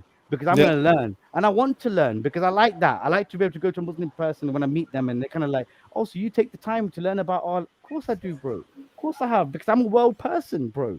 You know what I'm Hmm. trying to say? I'm not just like living for myself. I'm living for for everybody after me. You know what I'm trying to say? I am going to Yep. make a difference. You want to Talking educate. about make a difference.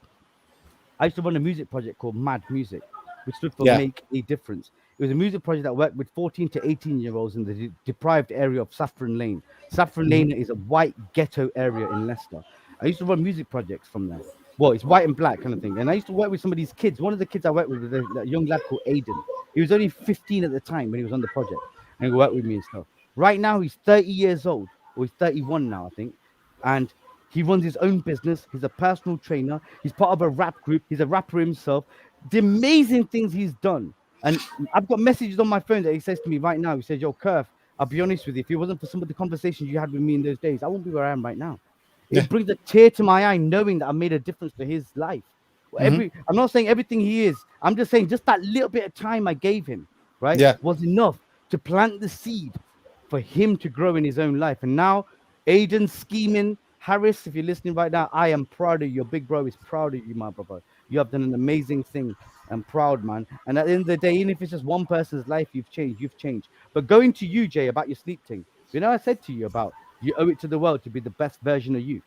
Yep. Yeah. You know, when you're in a manufacturing plant, when you're working in a factory and stuff, we Hmm. do stuff like preventative maintenance on our machines, don't we? To Yep. make sure that those machines are running to their optimum.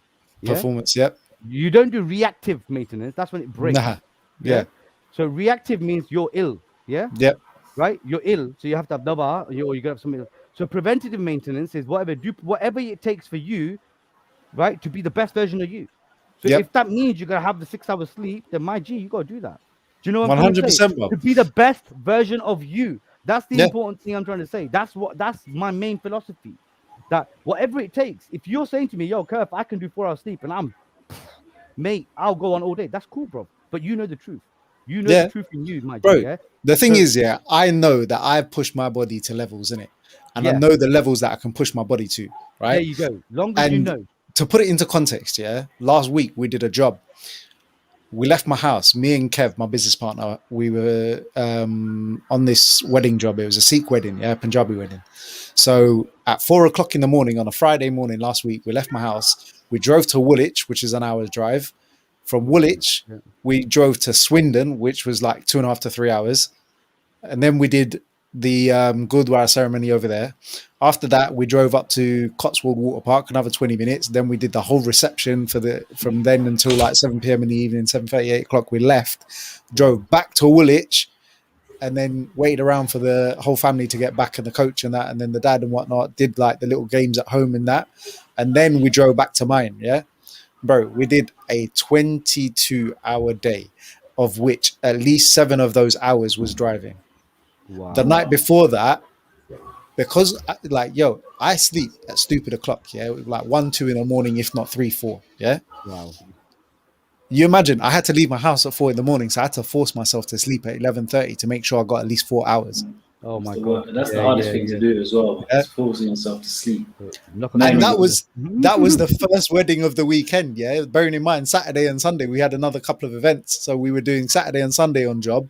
Monday, everyone in the team was like, you know what, bruv, I'm out for the count. Don't contact me. Don't wake me up early. I'll well, speak to you Monday afternoon, if anything. that's it. Speak to Well, me that's Tuesday. it. You've got the answer to it. You've worked out in yourself how to deal with it, and you Yeah, understand that. man. So you know you got to do 22-hour days some days, but you're gonna make up for it. You're Yeah, gonna you're gonna absolutely, bro. and that's all I say. Because the people always say, and I love there's one saying that they say, make time for fitness now, otherwise you have to have time for sickness later, kind of thing. Do you know what I'm trying to say? Innit? Mm, So mm. if you don't just look after yourself a I little bit haven't and just heard do that what in you a need to while, do. you know. Yeah, just make time for it right now, bro. Because otherwise, you Mm. know, after Buddha's Hassan, then we're gonna have plenty of bimari else, hip replacements and all them type of things. You know, it's gonna go on and everything. So just stay Yep. tight now. Let's just stay physically, spiritually, mentally to the best versions of us every single day. You know what Do I'm you know saying? what? I think this is a nice way to round up and wrap I up was on. gonna say that was a good note to Trust me. end it on. Yeah, and I was looking at a time and I thought to myself, that's we the way to end it. yeah, I know. Do you know what? He at first you wouldn't even guess this, yeah. But Curfew was like, "How long are we running for? Like 40, 35 minutes?" I said to him, bro, I can go for 2 hours straight, bro. I'm literally one of them guys. I can I talk know, to but Indian, he's just done India, another set on Pakistan. radio. Trust me, this is normal. This is like 2 hours. I do this on every Friday for jokes. Do you know what I mean? Don't worry, we'll bring you back again soon, bro. Don't worry. Yeah, I definitely man. think that's necessary. And I think the one thing that we'd like to leave this podcast on is to ask the audience a question, innit? Yeah. And Curfew, what is that question? But what is the difference you're going to make to the world? Exactly. Do you know what Yes. I mean? What is the difference you're going to make to the world, my people? If there's anything you take away from this conversation that us three brothers are having right now, then that's what I want to say to you is that make a contribution. Don't turn a blind eye. You know, we're here together. And I'm on some Independence Day shit. Let me tell you one thing, yeah? Let me tell you, because we do a festival in Leicester. It's called the One Festival, right? One city, one celebration. Because Yep. I'm not about, nation of this, nation of that. I'm on some ONE shit, right? And what that stands for is One Nation of Earth, right? I'm on Independence Day shit. I'm on like it's us against the aliens, right? I want unity amongst everybody, not like, oh, we look after our people. Yeah, well, we do it for our community. No, Well, fam. listen, bruv, I've just booked a All co-host together. to come and have you back on the show, bruv. Look at the comment Yeah. section.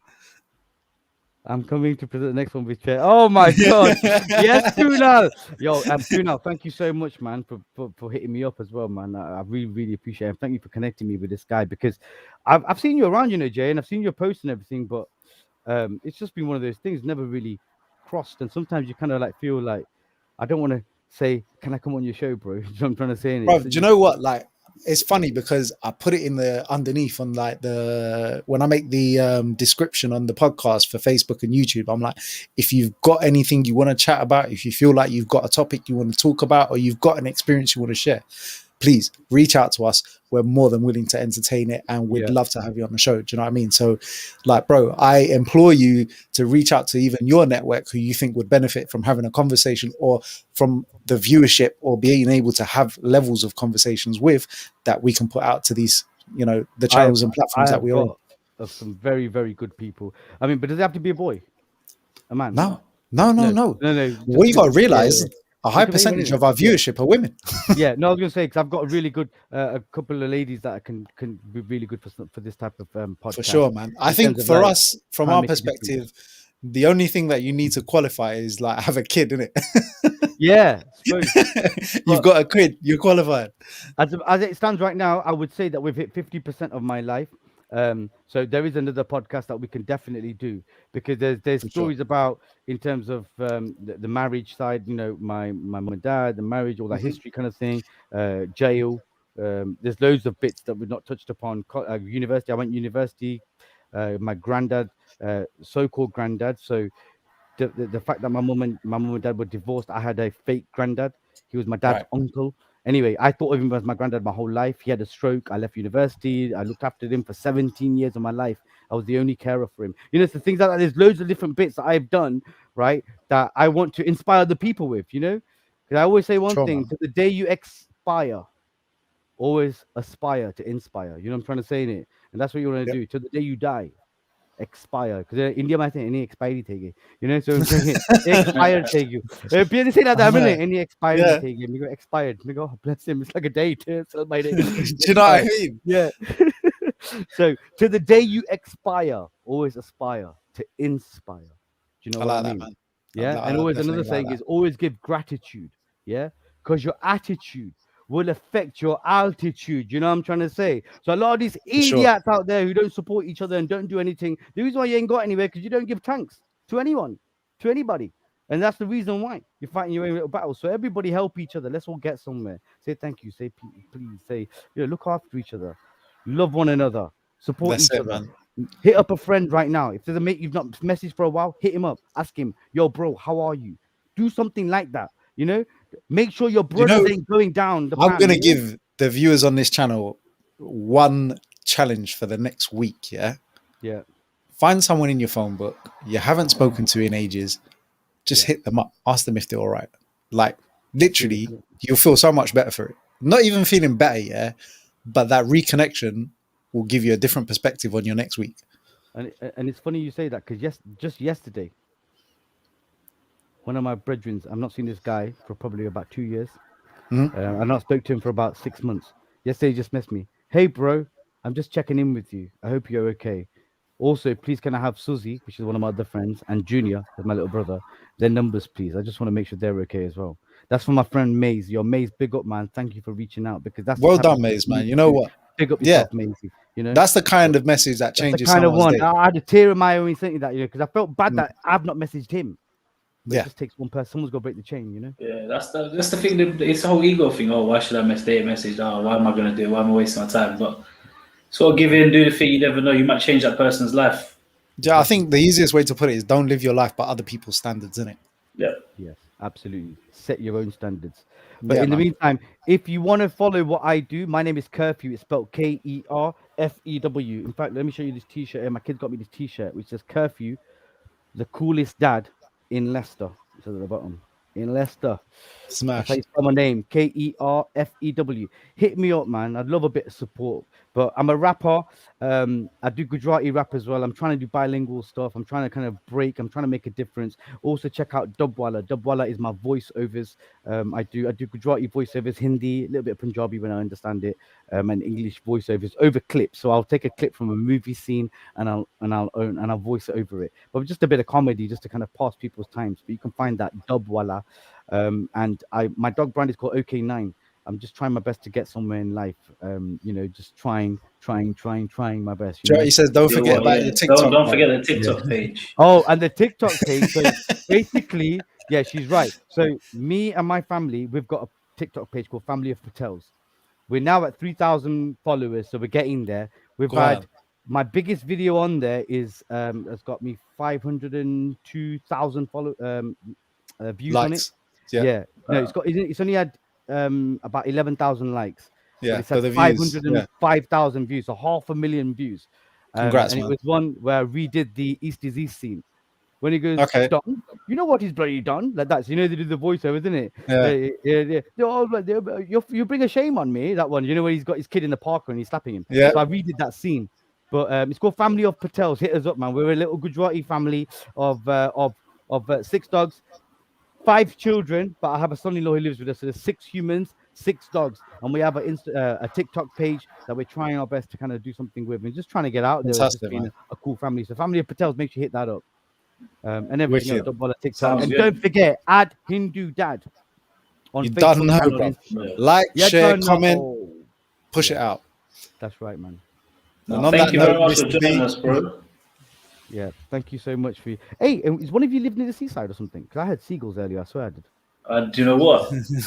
That's probably me, but I'm nowhere near the beach. But seagulls are here daily. Every day I get them. Every day. It was crazy. I for a minute I thought my man sitting on Brighton Beach. Yeah, I wish my I was, man's I in wish, London, just off the North Circular Road. I was going to say, near. I'm bang in the middle of London, right? But somehow these seagulls get here daily, like every day, without fail. Are you in South? Where are you? South or Harrow? Or North London. North London, Finchley, Finchley side. Yeah. Not too far. The food place, maybe the food or something, chips. Bro, he's right in the middle of Finchley and Ilford. Like literally bang, smack bang. Like, honestly, I don't know where they come from, but they're here daily and they like to. You must have heard of Edmonton, innit? Is that where near the Arsenal ground and all that? Because Arsenal's there, right? Yeah, it's not too far from I'm about 10 minutes from White Hart Lane. Oh, you're more. So you're Tottenham. Yeah, more towards no. You're starting a whole different kind of world. That's another conversation for another day, man. We'll get into that later. We'll be here for another hour. This is normally when you start talking about Liverpool, but I was like, listen, bruv, the show's overdone. Yeah, I'm here in like an hour past. My dinner's getting cold. I'm off ski. Yeah, nice one. But thank you so much for having me, man. It's been an absolute pleasure. No, it's been our pleasure, man. I hope I haven't offended anybody who's listening right about now. Just remember one thing, I'm very passionate in what I do. So at the end of the day, if you ain't making a difference, I do think you're wasting your time. I do think that you're just wasting life. And I don't believe you should just live and die. I do believe you should do something and try and make a difference. And if you're not making a difference, at the end of the day, it's your choice not to. But And we're trying to leave legacies. People are trying to leave legacies here. You know, that's what we're trying to do. I want to be on Wikipedia years after I'm gone. I want great grandkids to read up and say, "Yo, my great granddad Kerfew was a bad man." You know, you know what you know, you great, good way, grab. You know, I want those types of things to go on. So at the end of the day, we've all got a purpose of being here. My Yeah, purpose is, like I said, I want to be someone that you can read up on later on. You know what I mean? Maybe not like as famous as the Wright brothers, you know, but I want to be around. You know, I want to be available. I want that. I want that. I want to have been seen as made a difference. I want to you want to be. make a difference, innit? I want, yeah, I want, Yeah. and I'm not trying to force it. I'm just doing it. You know, I'm just doing that thing. I'm not trying to look out. How can I make a difference? How can I make a difference? I'm kind of like, this is what I'm involved in. That's how I'm going to make a difference. So I rap. Okay, people say brown boys can't rap. First of all, brown boys, right? So I try to prove that I can. Right? A lot of people say brown boys can't look after dogs. I'm proving that I can. You know, a lot of people say Gujarati language is all just, it's all comedy. I'm trying to prove that it's not just comedy. There is funny, you know, there is seriousness to it as well. We can have serious jokes. So it's a bit of everything. I think you find your own feet. You know, you might be into football. Your kids might go football. You might be a coach. Whatever you do something that works for you. You know, not everyone's going to do the same thing, but just find your essence. Find your niche in it. Find your niche, my G. That's what it is. You know, you could be like photography. Oh, I'm teaching all kids how to do photography. I love it, man. All kids look brilliant. Whatever it is, you know, I teach kids how to write bars because expression is important. So rather than someone fueling things up, you feel shit, right? Let's write it down. How shit do you feel? Why do you feel shit? What's it all about? And let's make it rhyme so it's interesting all the time, line after line. You know, I can rhyme because it ain't no crime. You know, one of those things. That's how we roll. So that's the type of thing I'm trying to do. I just want everyone else to find their own thing, you know, and just move forward, my G's. That's it. But I love you and leave you. Yeah. Namaste, everybody, man. And Wagwan, Bagwan. Oh, that's the W, yeah? That sounds for Wagwan. But why? Because I'm coming to you open-handed, bro. No knives, no guns, nothing. I got nothing in my hand. I'm open. Wagwan, Bagwan. Respect my G. And imagine if years from now, if people are doing Wagwan Bagwan, it would be because man like me started it. You know what I'm trying to say? So little things like that, I love that. I love that that could happen. Whether it happens or not, it doesn't matter. I just love the fact that maybe it could. You know what I mean? Maybe it might take off and everyone's doing Wagwan Bagwan. It's because Kerfew started it. Who cares? But mate, that's what we're trying to do. So God bless you all. Enjoy your food. Lovely to meet you, Bav. Get connected. Give me your number as well, my brother, so we can kind of stay connected. Definitely, bro.